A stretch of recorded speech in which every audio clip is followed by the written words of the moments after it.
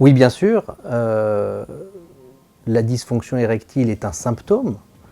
Les patients consultent leur spécialiste urologue, leur généraliste, parfois leur cardiologue, pour un symptôme qui peut être la dysfonction érectile. Derrière la dysfonction érectile se cache, et c'est le travail du cardiologue que de les repérer, ou peut se cacher des maladies cardiovasculaires. Pour maintenir une bonne érection, et les urologues le savent mieux que les cardiologues, plusieurs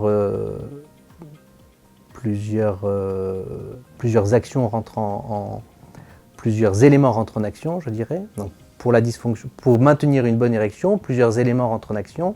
Il faut un bon débit sanguin, donc il faut un système cardiovasculaire qui soit capable d'assurer une bonne irrigation vasculaire au pénis.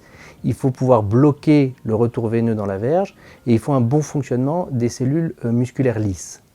Ces trois éléments sont fortement impactés par les maladies cardiovasculaires.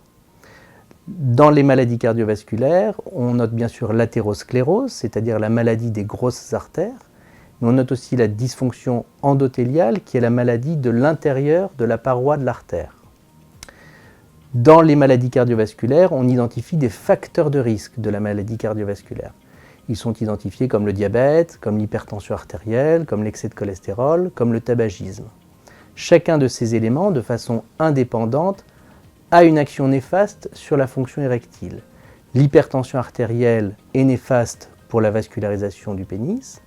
La dyslipidémie, l'excès de cholestérol, abîme la paroi de l'endothélium, donc la partie interne de la paroi.